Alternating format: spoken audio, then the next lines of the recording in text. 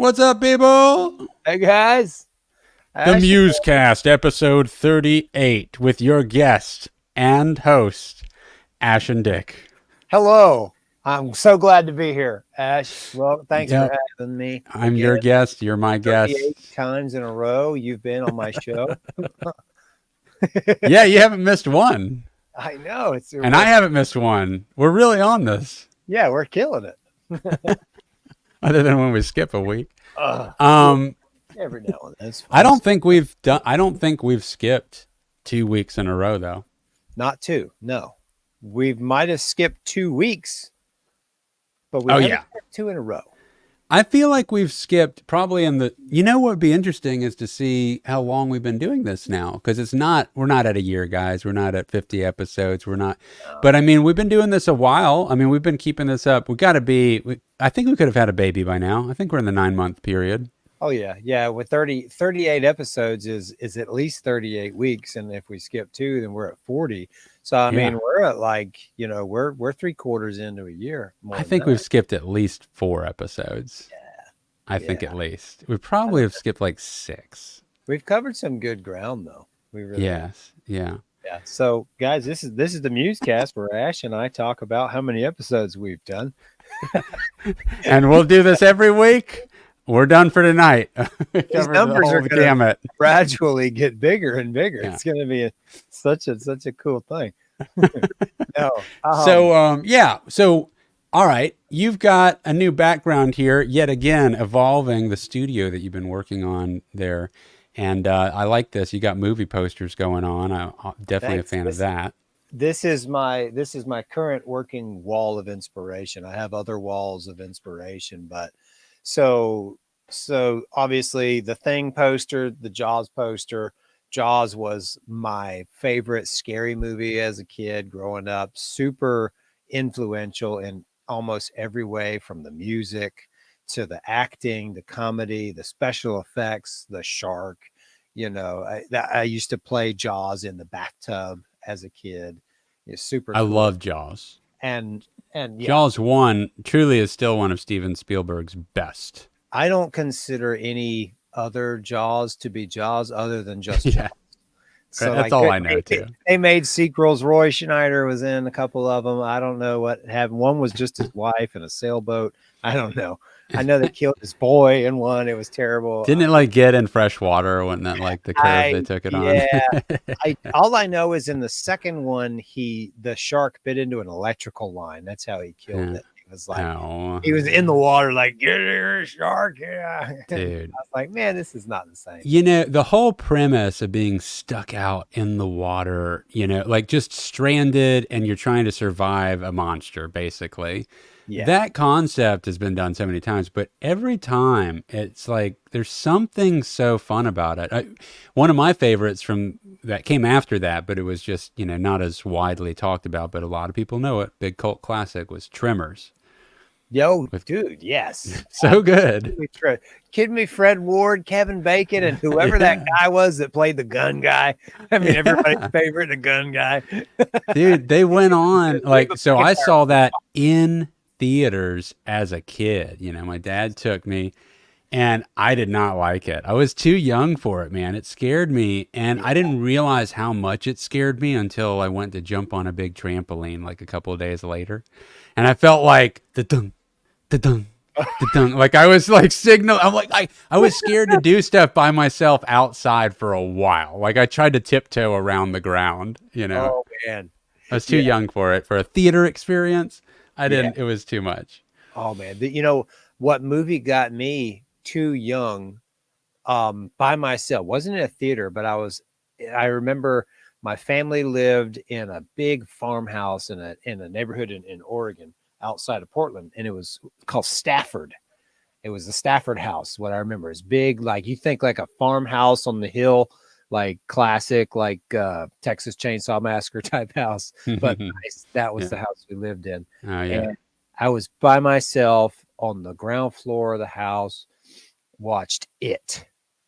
And dude, Scary. we lived in that house. I didn't watch that much. I made it until what's the boy's name? Frankie? Freddie? I never saw it. Man, oh, dude. The Thing is what I saw, and So, which I don't know if they're related. I made it to the scene where the little boy got grabbed into the sewer, and I like was by Okay. myself, and I flipped out because I was that boy's age. I was first grade, and I was like, Yeah. "Oh my god, the clown just killed him!" But I never was scared of clowns. I knew my Uh-huh. mind knew that wasn't a clown. Clowns Uh-huh. are Uh-huh. clowns are funny, nice guys. So it didn't give me a clown complex, Well, but what about Killer Clowns from Outer Space? that's a classic. I watched that a lot. That one never scared me. I always Me either. was about it. I loved the clowns. They Yeah. were like they were like the good guys almost, even though they were Yeah. awful aliens. But it was great. I They mean, like what was that movie? I can't even, I haven't seen it since I was a kid, but I probably watched it. We had HBO, we had Cinemax, we had Showtime, whatever. And they would just play, movies over and over and over again, like every other day they'd play their roster of movies, just like a radio station. And, which is becoming kind of a relic way of watching stuff now, like on demand is the way to go. But so I saw it so many, every time it was on that I came across it, I would just watch it. I don't know, when you're a kid, there is something absolutely about watching something over and over and over again, the oh, yeah. familiarity of it. My mom reminded me today. She actually made a Facebook post, and it was one of those like, if you know what movie this is, we can be friends type of posts. Okay. Yeah. And I saw it, and like I hadn't thought about this movie in a long time. You and I might have talked about it before, but the movie's called Flight of the Navigator. No, I don't know this. Okay, super cool movie. Flight of the Navigator is like it's a young boy, like he's like elementary school, maybe just almost to the end of elementary school, like fifth grade, fourth grade, and he stumbles upon an alien spaceship that is like chrome in color, and it kind of changes shapes. So like he finds this ship and he boards it, and there's like an AI. The ship is like its own entity. So there's like an AI robot component to the ship, and it talks to him, and it says, I forget exactly the premise, but I know the boy ends up flying all over the planet in this ship, and there's like these little there's like little aliens, like the ship is like captured and has like little terrariums with little like captured alien guys, and they're Oh, adorable. wow. Or, That sounds familiar. That sounds familiar. Like maybe I came across this halfway in a few times or something. yeah, the kid ended up, it kind of goes like Stranger Things, I think might have pulled from this, because the kid ends up getting abducted by the military. They put him in like an Area 51 type surveillance, facility. He's kind of like a prisoner, but it's not a prison. Like, and they're studying him, and they have the ship, and he has to escape and save the day and stuff. But that movie used to get played at my house on repeat, like over and over again. That was one of like a couple of movies. There's always there's a few that you grow up with that's like that. Well, I mean, we're talking about like the off the beaten path, random, kind of movies. I mean, there's the staples with Arnold Schwarzenegger and Jean-Claude Van Damme and Bruce Lee and Jackie Chan and all my action star like inspirations. But we're talking about all these cool random movies that a lot of people, probably have seen if they're our age, but are probably lost to time to the youth. But I bet that they would like enjoy getting to check it out, if we kind of like I kind of want to bring stuff because vintage and retro is so in right now, like, I mean, kids are loving everything that is like somewhat older, that is what we grew up with. And that's what's so crazy, Right. is that we're old enough that our stuff is vintage. I know. I had made an analogy with someone I work with today, a lady I work with named Kelly, and she actually asked me a really good question from someone who isn't, she said her daughter got married in Jamaica, and she was telling me, we were talking about studio gear on a lunch break today, like the water cooler conversation kind of stuff, the people from the work crew, and it came up. She said, yeah, when my daughter was married, we were at a recording studio in Jamaica, and they said they had a console. The recording console they had was only one of only 3 left in the world. And I said, really? So and we were talking like how, things are expensive.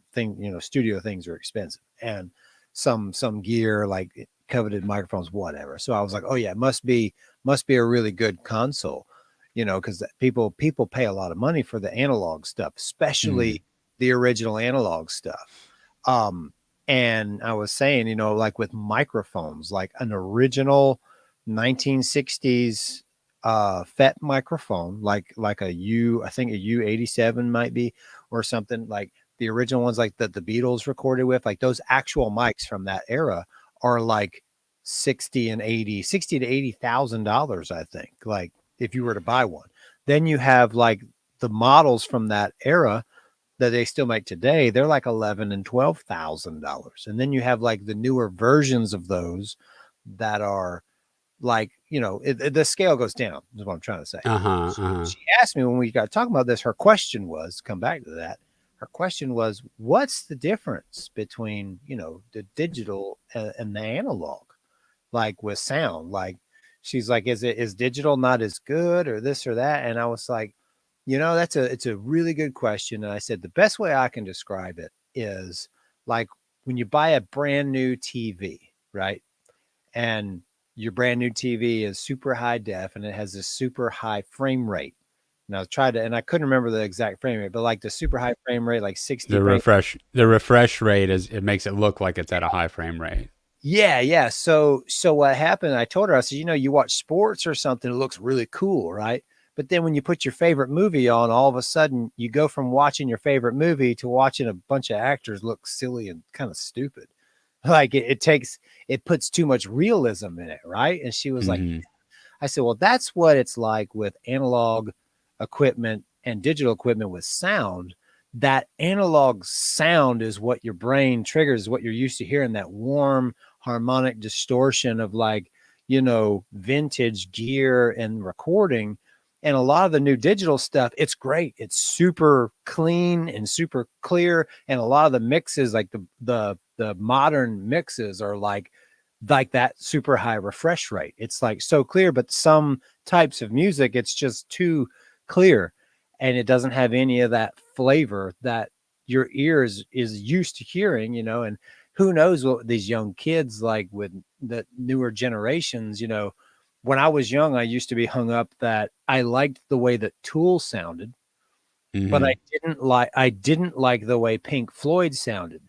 And Uh-huh. I had this young ignorance to me where I said, yeah, it's just that old crappy stuff. It just sounds like old crappy effects. It doesn't sound like the Tool stuff sounds great. Oh, that old Pink Floyd crap sounds dumb. And now I'm 40 years old. I'm like, oh, I was such a dumbass. Well, that, you mentioned a few things in there that I'd like to comment on. Like one, yeah, the 20, that's an interesting analogy. The film thing, the digital versus analog, and the way that the high refresh rates are on TVs, which kind of makes it feel like I almost describe it as it makes it look like it's the behind the scenes. I remember I realized that when I watched Inception with my dad in Canada. It was one of the last movies I got to see with him before he passed. It was on one of my visits out there. And I showed it to him on his TV, and for the life of me, I could not figure out how to turn off that high refresh rate soap opera look on his TV. And I explained it to him. And I was out there filming this movie with him. We filmed a whole movie that was based on his book. Another story for another time. And we watched all of Inception, and the whole time it was just killing me that it looked the way that it did with that high refresh rate. And then they had a behind the scenes for it on the Blu-ray. Yeah, we watched it on Blu-ray. And we looked it up because we're making a movie together. So let's check out the behind the scenes. He liked the movie, thought it was good. Yeah. I love the movie. It's I love Nolan's movies. And so we go to turn on the behind the scenes. And when you watch a behind the scenes of a movie, it goes back and forth between the behind the scenes footage and the movie footage, like the end result. And it was indiscernible Yeah. from when they would cut to the behind the scenes footage to the movie shots. And we both agreed and we're like, I can't tell that this was the only thing that's helping me know that this was the movie shot is that there's crop bars at the top and bottom for that aspect ratio of the widescreen look. Yeah. That's it. Past that, with that high refresh rate on, it all looked the same. It just looked like it was like behind the scenes footage rather than it being like this masterpiece of cinematography. Yeah. Isn't it so weird? It takes you out like that. It takes you It out. does. And what's interesting about it, so what's it doing? It's for gamers, it's for sports. And then there was this consumer level push with marketing on TVs that everyone associated that look with 4K. They're not related. That's a resolution. This is a refresh rate. And so you get these people and like, wow, I don't know. I don't think 4K looks that much better. Like, I don't know if I like it. And it's like, you don't know if you like it. And then I look at the team and it's like, oh, you don't like that. You don't like the refresh rate. The refresh rate's bullshit. That's not what 4K is about. Yeah. But what it's actually doing is you're getting way more crisp information, all the details in the shot. So you're basically seeing more frames per second as the equivalent experience, right? Yeah. And that's the same thing, I believe, with analog versus digital, is that you have more information. Everything is actually present. Like technically, data-wise, there's more to the digital video. I believe there's more to the digital audio than there is in the analog.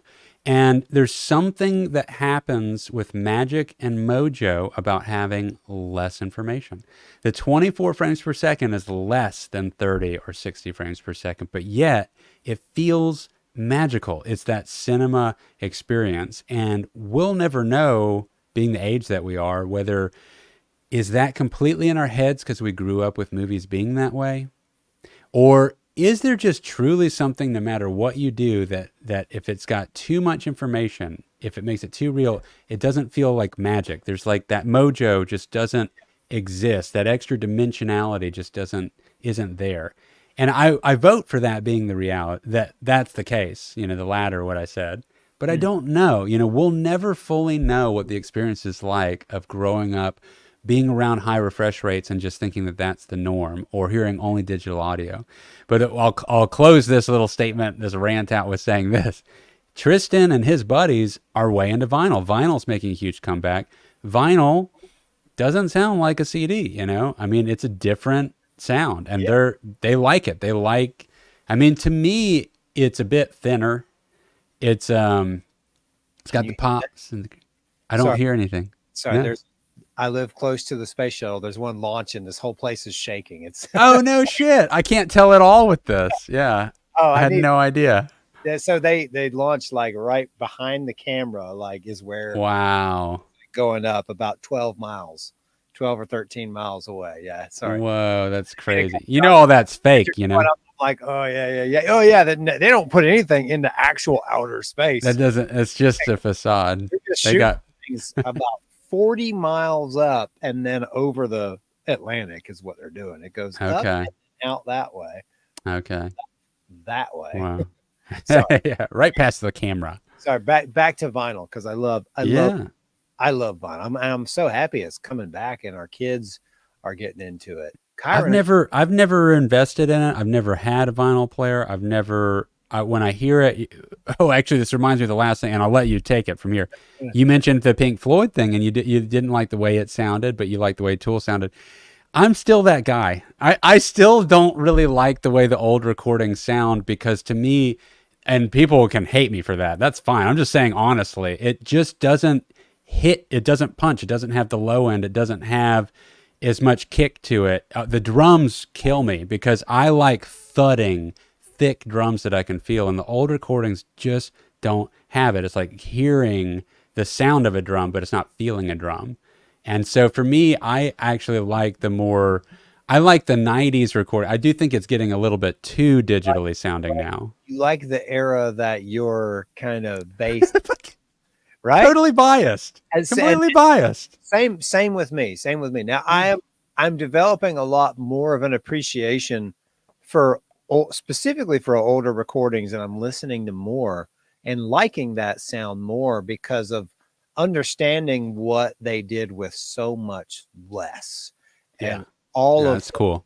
All like all the challenges that they were up against, but then I also like Rage Against the Machine's first album, what's it called? It might be Rage Against the Machine. It's the one with the famous monk that set himself on fire. Oh yeah. Bulls on Parade is where I came in. Yeah, me too. That was the one that got me enraged. But that first album was recorded live in one room. They had the guitar amps in different rooms, and they mic'd the drums, and they were all in the same room.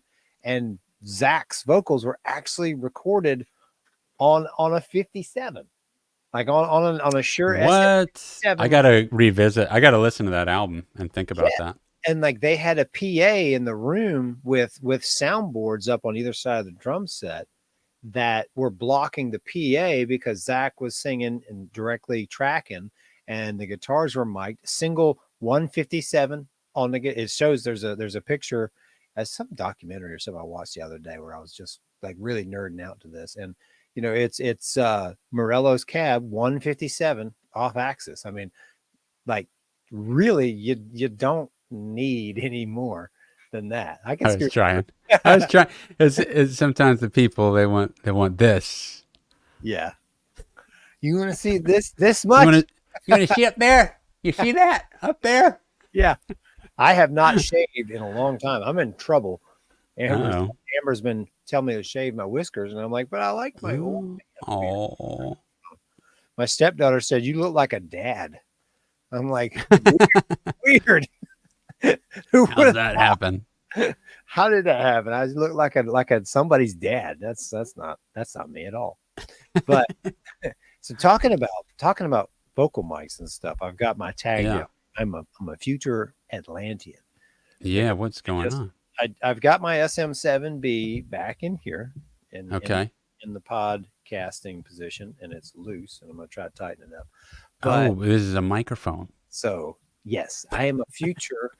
I am as of this week, I'm going to be the owner of a microphone it's the Loughton Atlantis, and it is going to be the last purchase I make for a long time.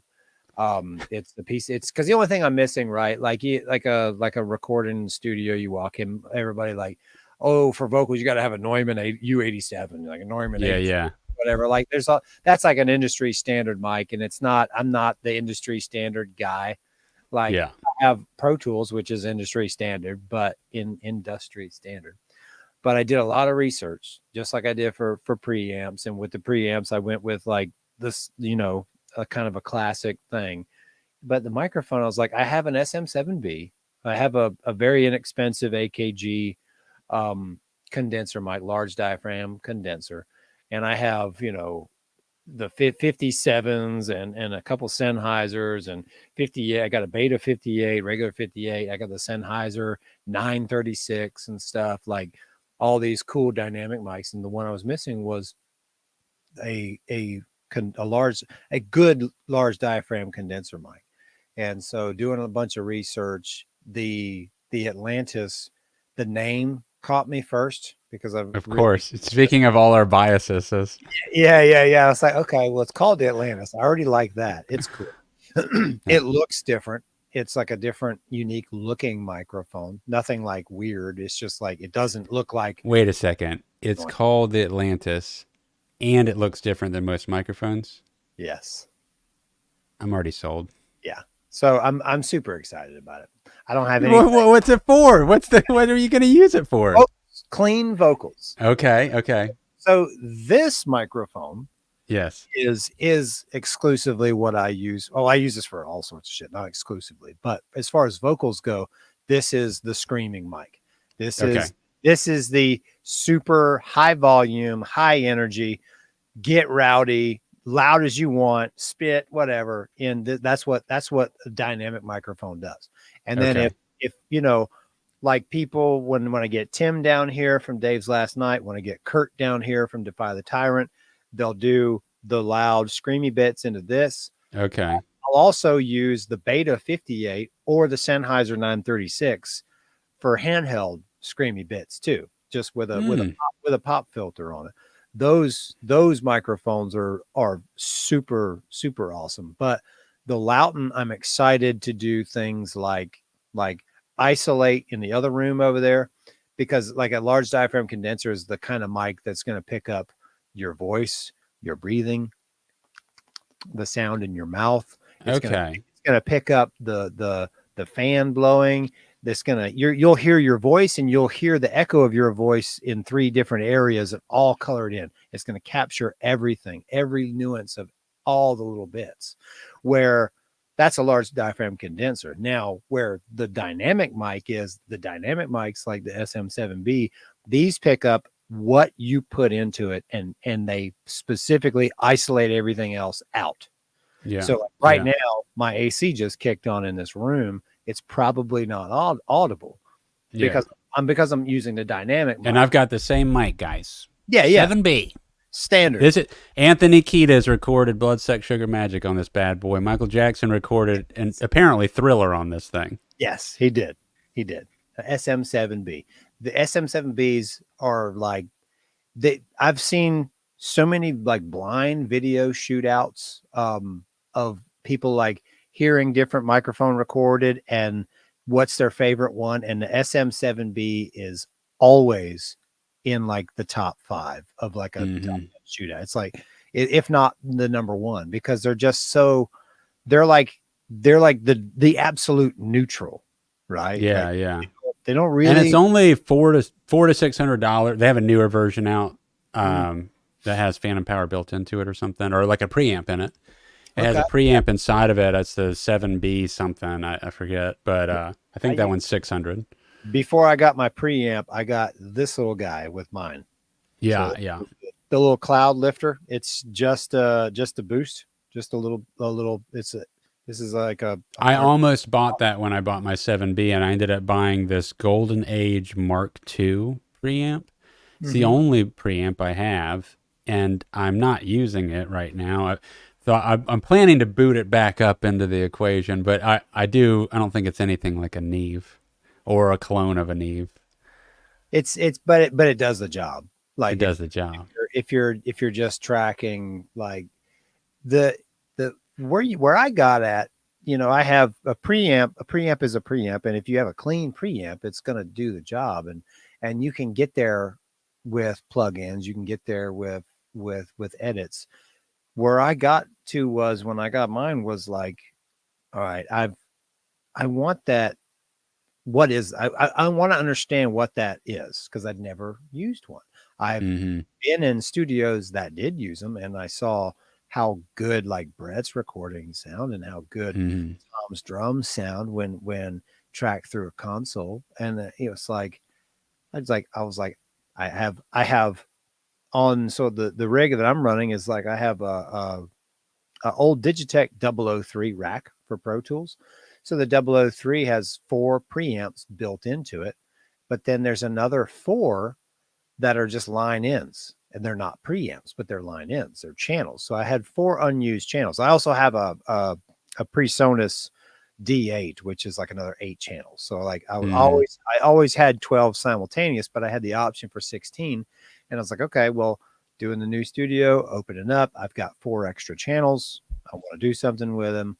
I went with the 2, and it makes that difference. That there's an input knob on, and we don't have to go down this rabbit hole again, but there's an input knob on there that I've started playing with, and it's like, that's the harmonic distortion. You crank the input gain and you reduce the output gain, almost like a compressor has like an input and an output, but it's different on the preamp.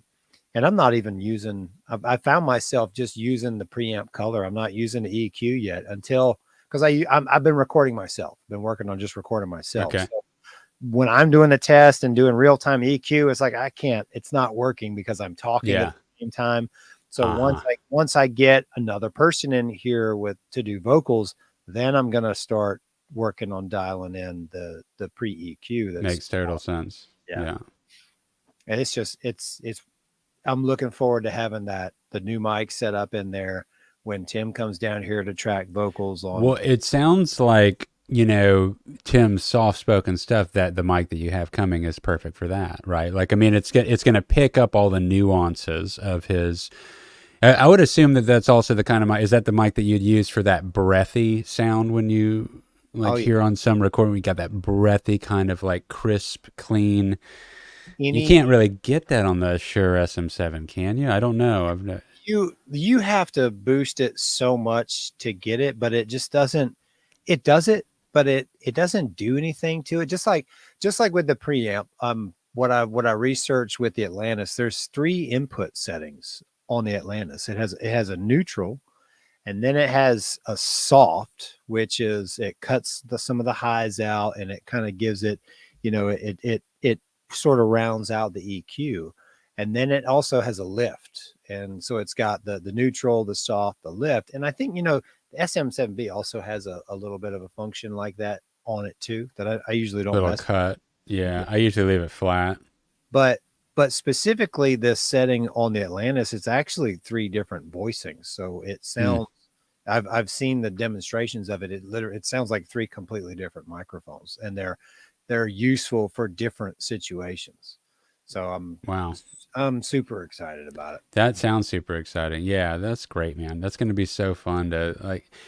I can't wait to see what you come out of it with. Like, that's going to be really cool having access to all this new stuff. I mean, it's so many new things to try at one time. You're going to be chasing your own tail a little bit. Like, what's the part that I like? Why is it? How come this was magic yesterday? And what did I do different today? And, all the. That's where I'm a minimalist. Like, Okay. I'll find what I like, and it's like, okay, Yeah. that's it. Then I have to force myself to do to do different things. That's when it's going to be like, okay, let me try putting it on the cabinet. Let me try putting it on, let's put it on the drum set somewhere. Yeah. I think there's something, because just because you figure out something that you like doesn't mean that you've figured out everything about that thing that you like. Like there's still, you have to hear it go through all the paces to know where it falls short and what you're going to search for next. I mean, I go through the same thing with all kinds of things, software editing techniques or camera stuff. I'll figure out some formula thing. I got this down. This is how, and then I just do it that way for a while. And then I gradually kind of figure out where it's like, what usually draws your attention to it is when you see somebody else do something that makes you like, damn, that's good. Like, what? You know what? Wait a second. For whatever reason, you latch on that one night onto that. What is different about it that makes it sound like different? Wait a second. Now, do I have the ability to do that with my shit? Like, how would I do that with my stuff? Can I do that? And then every like 3 to 4 months, you try out that new. It takes that long, and then you get a new little chip, new little technique, and then you work on that, and then you arrive at the next thing that you're like realizes like a little bit of a gap. But it's so hard to get fresh eyes, fresh ears on things. And I feel like that's one of the things that I really like about when I know people watch my videos, for instance, is I'll sit with it and I'll love it, but when I watch it with somebody, or even sending it to somebody and knowing that they watched it, even before they reply back to me, I have this habit. I mean, I don't do this with everybody, but like if it's during a time where I'm trying to kind of assess what I really think about all this hard work that I put into something, right? I'll send the video to somebody, and after I send it, even before I've heard the response back to what they think, I watch it again now that I've sent it. And for whatever reason, I'm like, this is what they're going to experience when they watch it. And even though I'm not them, it allows me to just immediately see something that I don't like. Really? Like it's not even a self-conscious thing. It's like I immediately see what a flaw is, or like, that's way too repetitive. Why would I say that 3 times like that? Or why would I edit it that way? So when you do it, do you specifically kind of tailor your watching like mode, for lack of a better word, like to who you send it to? Like, do you try to like say, well, I just sent this to Steve, I'm going to put myself in Steve's shoes? What would yes, I try to be Steve, like when you watch I don't even have to try. It's like for whatever reason, it just naturally feels like if I watch it again now that I sent it to Steve, Steve. When I watch it immediately after hitting click send, I can watch it and it's like they're in the room with me. And I don't even know that they're going to say it, but for whatever reason, it's like their viewpoint, what my brain thinks they would think, creeps in. And then I'll see, and sometimes I'll be like, yeah, but I don't give a fuck if Steve thinks that about that, because I know I like that part. He's just that guy. I'm going to look past that because he's not a fan of this kind of thing, and I'm paying homage to that thing. I know that's going to get past him. But if he doesn't like that, I'll realize I'll go through the whole gamut in my head, and almost always I'll make come away with a couple of changes that I want to make. So I'm very selective about who and why I send something that's not released yet publicly to who. Yeah. Because it's like I'm looking for certain demographics. And so I'll find the demographic potentially that I think fits most of the bill. And then I'll usually find somebody that doesn't fit the demographic at all. And it's just like, if this can keep their attention, then, then I know I've done it. And when I send it, even before they've responded, I'll watch it and like, this is still entertaining. Or like, this is really just for this crowd. I know this is just for this crowd. And that's okay, but I just want to know when I've hit that and not hit that and why. And I can just, for whatever reason, more clearly see it. So, and I would say it's the same thing with music. I mean, whenever, we make recordings and I know somebody specifically is listening to it, and maybe you can identify with that a bit. It's like you kind of almost imagine what Kurt's going to like about this, or what Cody's going to like about this, or what he's probably not going to like about this because I know he doesn't like that, Yeah. But you don't. Really important to have friends and peers that are that type of person that will give you both positive and the negative feedback, right? Oh man, absolutely. And I think that, but it's important to get people that give the negative feedback in a positive way. Yeah. Because it's like just negative. I think in most cases, the person that you're sending it to, if they're just negative, they're not somebody that you would have sent it to anyway. And that's why it's like, point taken. You want to send it to somebody that will give you an honest opinion, but potentially in a constructive way, or still, you don't want to defeat your confidence in your thing, right? We as artists, like you have to have this level of confidence just to put it out there to the world to begin with. You don't want to squash that completely out of the gate, Yeah.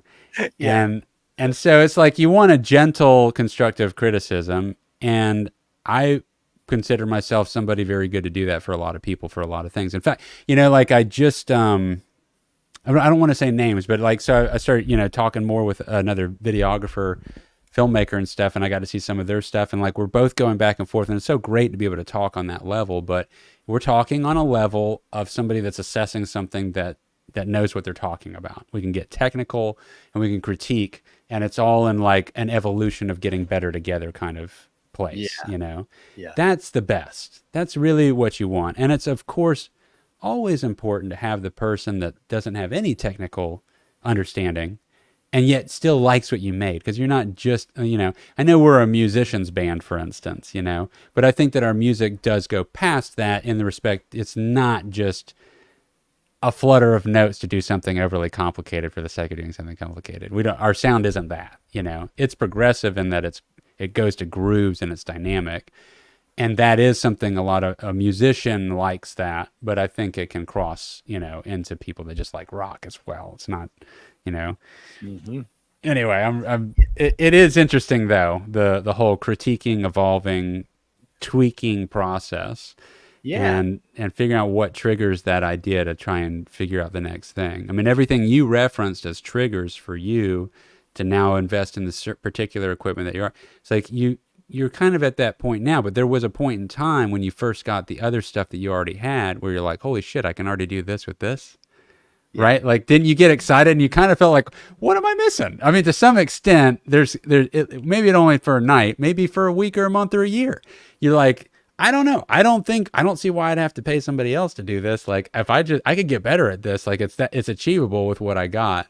And I felt that way with my cameras, and then I was like, but once you do work with something that's like a superior product, or you're exposed to a real master of something, in person,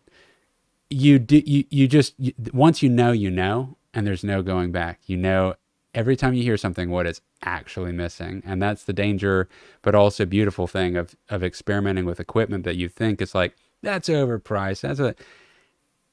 Make one thing with it. Just get the opportunity. Download a sample that somebody's got. Just work with it a little bit. Do a side by side and see if you can go back. And you'll always feel like you're missing something once there's like, there is that extra little magic, it's that last little percentage. And people would say that's not a big enough percentage to make enough of a difference. But you know what? That's bullshit. Because that small percentage is the difference between a world-class athlete that gets first place or gets second place. And nobody knows the second place person. incremental improvements. It's yeah. Nobody remembers second place. What second place? Name somebody that got second place in something. Oh man, I don't know You statistics. don't know one fucking person, right? Wait a minute. Wait a minute. Who is like? And we're talking about like maybe a shred of a split of a second, right? Yeah, here's something I will say. James McAvoy. Okay. James McAvoy has got to be an actor that has come up second because I don't think the man has any awards, like big awards. Maybe I'm wrong. Yeah.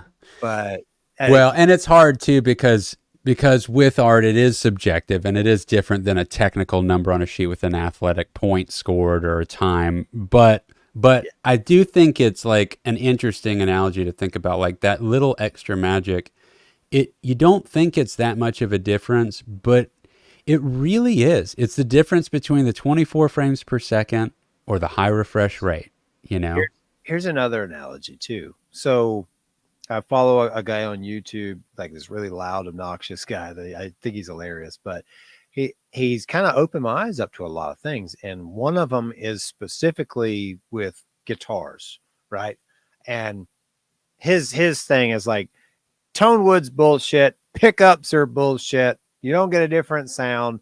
I'm gonna piss off all the guitar players. Sorry, Okay. ego, this and that, blah blah. Yeah. And I'm like really thinking about it. Really like, so I have several guitars. I have several different guitars of the same model.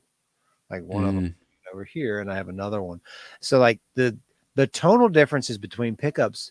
Now he says specifically, once recorded, play back the recording of guitar A and guitar P. If they're both humbuckers, you're not, the difference is going to be so small you're not going to tell. And I kind of do agree with that. Now like humbucker to humbucker, they have much different feels. Now when I say feel as a guitar player, it's like this response thing. Like I have some all Seymour Duncans. I think I got a couple of Gibson P90s in one, but I have a DiMarzio Fortitude, the Joe DePlonner from Gojira pickup in my Telecaster, and the Telecaster itself is so much different from the LTDs that I have that have the Seymour Duncan pickup in it, and the Seymour Duncans have more bass and more output, where the DiMarzio is lower output and it has more highs, and it's all feel. But when I record them, it's like I can tell the difference because I recorded it, but could anybody else tell the difference? So then, this whole thought process of, well, you can say there's no difference from guitar. And he did a shootout. He did a video shootout, and I really liked this shootout. He had like a $5,000 custom shop PRS. He had like a $4,000 Gibson Les Paul. He had like a $1,200 Fender humbucker Strat, and then he had like the $300 Harley Benton like SG copy, and like he played them all clean, and then he played them all distortion, and they all sounded great. Here's my take from it: they all sounded great, and my take on it was, man, the Harley Benton sounds really good. Like yeah. Like, hey, but I play a bunch of $300 guitars too. Like I don't really have a big expensive one. But here's the thing, and you mentioned it earlier. There's that little thing that's that little extra bit, right? And as a guitar player, sometimes the guitar might be overpriced. It might be, kind of falsely advertised that this does this, like some exotic tone wood BS or whatever, like, oh, this is made from the most rarest tree and we got the last one and we killed the family of squirrels living in it, but this guitar sounds like no other. Like the tone wood thing, I think, is completely random, and you can get tones from different parts of different trees that sound similar or different, but it's what the instrument does to the player. There's a magic that happens if there's a connection between the instrument and the player, and that connection could be from a $4,000 guitar. That connection could be from a $50 pawn shop special. Like that, it's very particular to the individual, right? And I think that different guitars speak different languages to the person playing and writing on them. I know mine do. Mm-hmm. Like Mm-hmm. there's a whole different feel there from guitar to guitar, and it affects what's written on it more so than like, it's not like I'm going to pull the Fender down to get the Fender sound, kind of, but usually when I think of Fender sound, like that's the single coil snappy sound, which single Mm-hmm. coil is a different sound from a humbucker. But that magic factor that certain guitars will do, like, because I love my Telecaster, and Mm-hmm. it's very special to me, and it's probably my favorite because it's so different. It's a little harder to play than the LTDs because of the bridge position, but that's also something I like about it. It makes me work for it harder in a different way. I have Mm-hmm. Mm-hmm. to get the same one. Like, it's not easy, but it shouldn't be in some regards. But then Mm-hmm. it is easier in other regards. Does that make sense? Yeah, no, totally. It is interesting because with guitars versus cameras, there is a difference in that I feel much more connected directly to the guitar itself. I feel like there's more of a spirit in it than the cameras, but I have these relationships with my cameras too. And when you pull out a different tool, it's going to spark a whole different relationship of exploration, right? And some of it will have to do, there's so many things that are unquantifiable that you can't just put on paper. I mean, first of all, why does one song sound good and one sound bad? You can't put that on So paper, right? totally subjective to the listener, right? Totally subjective.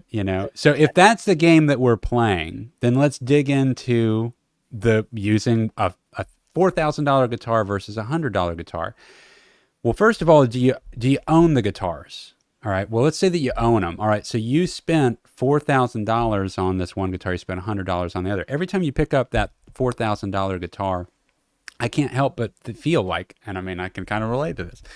Like there's a majesty and like a mountain that has been climbed, an achievement that's like you've dedicated enough of your life to this pursuit that it justifies the expenditure on this thing. And that's in your mind every time you pick it up. It's in my mind every time I hold my Red camera, right?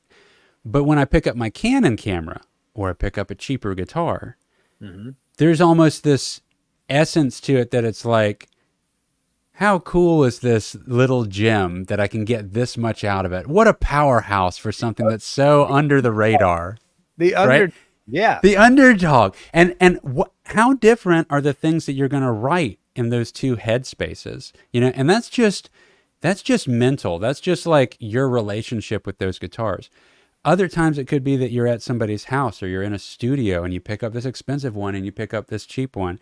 And those relationships that I described are similar, but it's still different because you're at this other place. You don't own this guitar. It's like petting somebody's dog.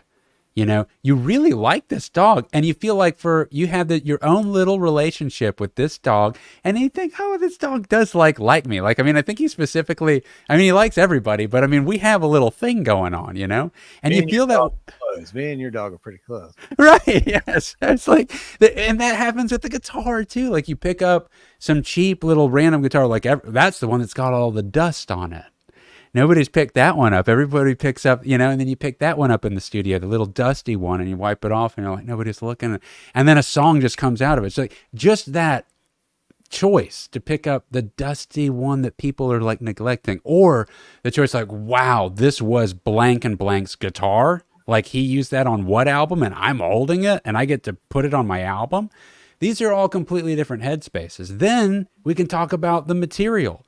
You mentioned a dead tree, that's like some exotic wood on some tree. I know Danny Carey's got some fucking exotic drums from some crazy old ass tree. Now, they didn't cut, just so everyone knows, in most cases, they don't cut down the tree for this purpose. These are down trees that are already down, or they're going to get taken down anyway, so they're putting them to use. Now, well, I mean, guys, come on. You can't tell me that there's not some kind of majesty or magical, like little essence of spirit to a tree that's been around for a few hundred years, or even one that's been around for 50 years, man, like 50 years of living on this earth.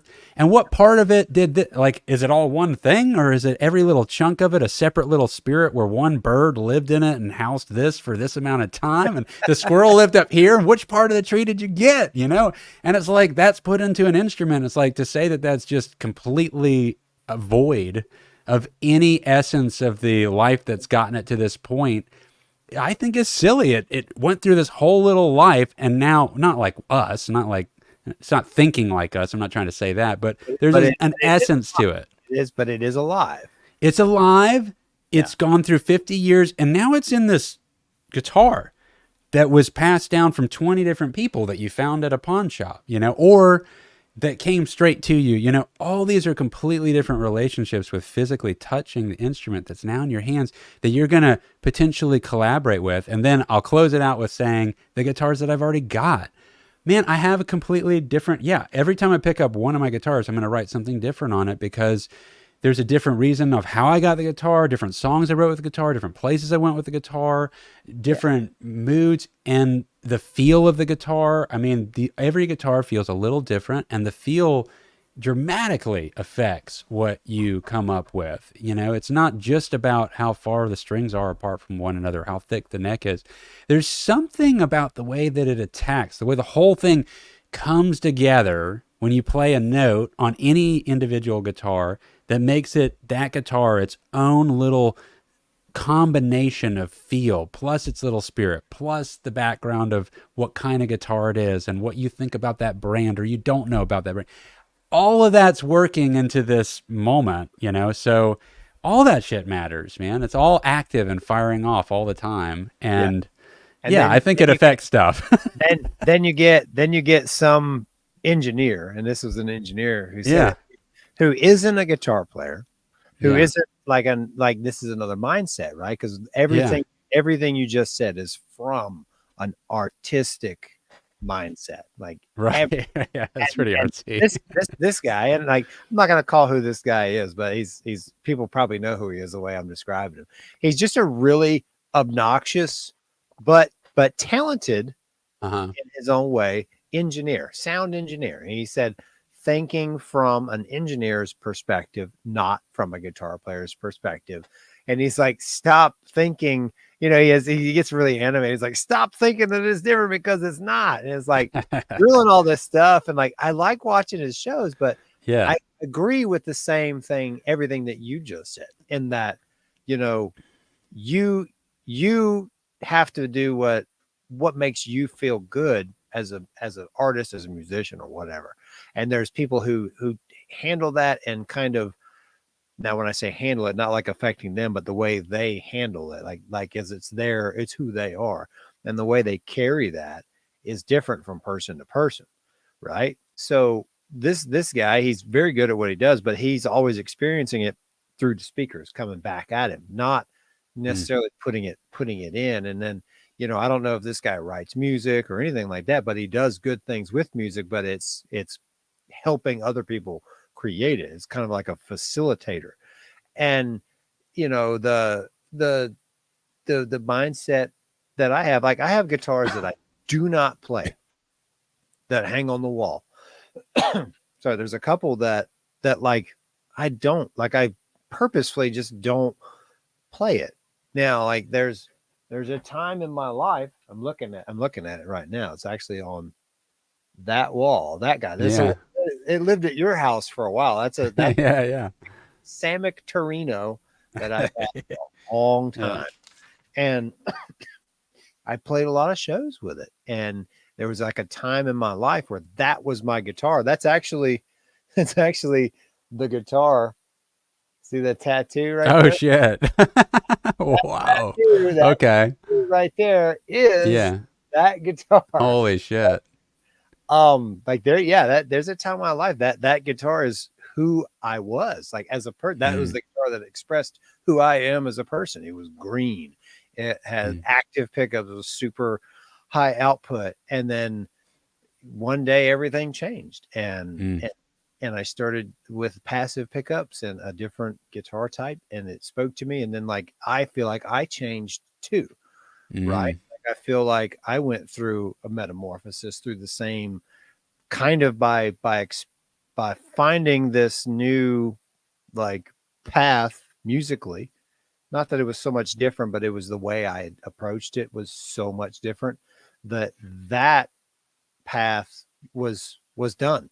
The path, like I walked that path, I lived that path, I lived that kind of, and we can get as deep as we want to with this, but I made decisions on that path, and that's kind of the person that I was on that path, and then I changed. And this isn't like a religious thing at all. Like I didn't find Jesus or anything, but it's like, it was this. You It's found Jesus and you gave that guitar up.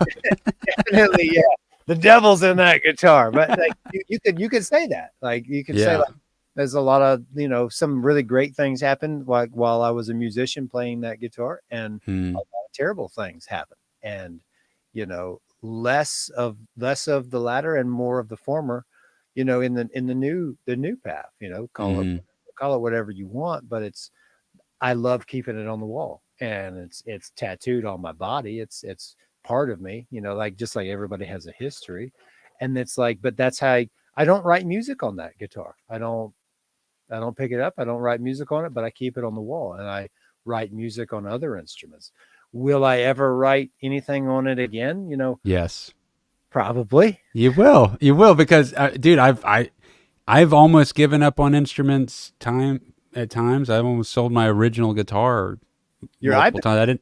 I didn't think I was going to learn how to play guitar even. And then even when I did learn guitar and then I was like, I won't keep a tune. I almost sold it again. You'll always, there's so many things that you think that you'd just not use or do something with. And then you're ready to sell it. But if you keep it and it still functions, you'll use it again. And for what? And you're going to fall in love with it again. There's going to be some little magic. You're going to go on a little fucking tangent with it. Yeah, It's something. just going to happen, and it'll trigger a whole different little creation. And you're going to be like, I'm glad I didn't sell this because what I would have gotten monetarily for this isn't worth what this is Oh from yeah, a memory standpoint and the songs that I just wrote. Even if it's just one more song in my life, that was worth more money than a couple $100. yeah. That's why I don't sell guitars, man. Like Yeah, I've every time I've me ever either. tried, every time I've tried to sell guitars before. It always Yeah. ends up awful. The first Uh-huh. first time I think I told you the story. The first time I tried to sell a guitar was I tried to sell the first guitar my parents ever bought me. The Epiphone Explorer, the big, ugly James Hetfield yellow Koreana, natural wood tone Explorer with a white pick guard, like the nerdy, like Leonard Skinner Yeah. guitar. I'm trying to play metal on it, right? Yeah. I tried to sell that guitar to a friend of mine who was like living in a camper, and I gave it to him and told him, "Yeah, you can just pay me for it." And his fucking camper burned down with my guitar in it. Ah. It caught like he left an electric blanket on or something, and Oh, that he happens. brought me like the switch. This is all the Whoa. and I'm sorry. I'm like, oh my god, dude! Like I got And mad. now I'm broke and I don't have the money to pay you for that guitar. That was exactly what it was. Like I got all mad at him. I was young and stupid. Like got all pissed off. Like you pay my guitar. What the hell, like idiot? The guy's like, I just lost everything in your guitar. You want me to pay this guitar? Oh yeah, You owe me, man. yeah. I was such an asshole. I apologized, and we're friends to this day. Right. I was like super young. Yeah. But yeah, man, it doesn't work out for me selling guitars. And Yeah. I told you at the last Spookala, the one guy tried to buy my my guitar that I Right. had to display. Right. And I was like, he offered me like so much more money than it's worth, and I really Yeah. thought about it. And Yeah. then when I told him, I was like, and then he offered me a good amount of money, and then he asked me what I would take for it, and I threw a big number, and he was like, "Oh no, no, no." I was like, "Okay, well that's what it's worth to me." Yeah. And then he counter offered it, and it was still pretty high. And Yeah. I considered it, and I'm so glad I didn't sell it. Yeah. Every time I pay that thing, I'm like, fuck, I still got this is the one. Like I Yeah, think man. this is my favorite. You can't just I mean, we've talked about this so many times on here. I won't beat a dead horse, but I do think the guitars you end up with, it works out that way. You can't just go buy a guitar and it's going to be, you spend a certain amount of money and it's definitely good. It doesn't work that way. Yep. Like I Yeah. don't. It's like with dogs. You rescue it. You can rescue a dog. Like, Uh-huh. and those I think those are some of the best bonds with animals when you rather than like going and finding a puppy and picking your favorite puppy from the litter, which is awesome too. I did that with Kenai, and Kenai is the best dog on the planet. Sorry, mine's the best. Sorry, everybody. I have the best dog on the planet. But Get that dog. but the other two dogs I have, who are the second and third best dogs on the planet, they're rescues. They're both rescues. Ginger is a rescue, and Scooby is a rescue. And Scooby was old. He was definitely abused. Ginger, she was kept on a chain out in the yard, and her owner used to kick her. And it's just all awful stuff. And like, these dogs are so happy with me. Like, I love that, and I feel like that's the best method with guitars too. Like, I've bought like brand new guitars sight unseen, like, oh cool, I'm gonna order this, and Yeah, it like just it comes, and then like that, they never speak to me, with the exception of the Fender. And now that's because I changed everything about that thing. And like, so with the Fender, like all the way down to the nut, the upper bridge nut where the strings go over at the top at the headstock. yeah, yeah. Like, the Fender one broke. I remember now. I was putting heavier gauge strings on it. After I changed the bridge, I changed the pickups. I've changed pickups twice. It's two iterations of pickups. Put a coil tap on it. I changed a bunch of stuff out. And as I was trying to modify the bridge for the bigger strings, I was filing down one of the little notches that the string goes through to make it a little bit bigger, and it fucking broke. It snapped. I was like, oh crap. I was like, man, I broke the nut. The upper, I was like, man, I broke the nut. What am I going to do? I got to get a new nut. And then like I got a new nut, and it didn't fit because I didn't realize the Fender. I got like the wrong one. Fender's different from like a Telecaster, Stratocaster nut is different from like any other nut. So I ordered Fenders have smaller nuts. Actually, it is. It's smaller. Yeah. I knew it. But I was like, I went out into my late father's wood shop, and I found a scrap piece of wood called Purple Heart. And he used to turn bowls. My father in his late years used to turn bowls. This is a bowl that he made out of cocobolo. This is one of my favorite ones. I keep some special stuff in here. This is cocobolo, which is actually toxic when you sand it. The wood is toxic, but it's really beautiful, and it has two-tone, light and dark like that. But so he used to turn bowls in his shop, and I went out and like I went to the shop and I found some of the scrap where he had cut square wood blanks. He cut them in a circle, and I found one of the pieces of scrap, and I knew it was Purple Heart. And I took that piece of scrap and I spent a few hours and I turned that into the nut that's on my Telecaster. And like stuff like that, like yeah, I bought that guitar sight unseen, but some of the things I did with it, you see how deep that can go and where that connection is in there, you know. And then I put the P sticker on it because all my guitars are named Paul after my father, and it's like, there it is. That's the one. And it doesn't matter whichever guitar I pick up, that's my favorite because there's something like, you know what I mean? You get that with it. That's cool, man. That's really cool. I can't see where we at time wise. We just crossed the hour. We're at 1 hour and 3. So I think that's a beautiful story to end it on, though. Yeah. All right. Cool, man. Well, see you later. It's been a cool conversation. Yeah, fucking great conversation, guys, as always. Yeah, guys, thanks for watching. If you're still with us at 1 hour and 3 minutes, I'm Dick, and this is Ash. We have a YouTube series free to watch called Muses.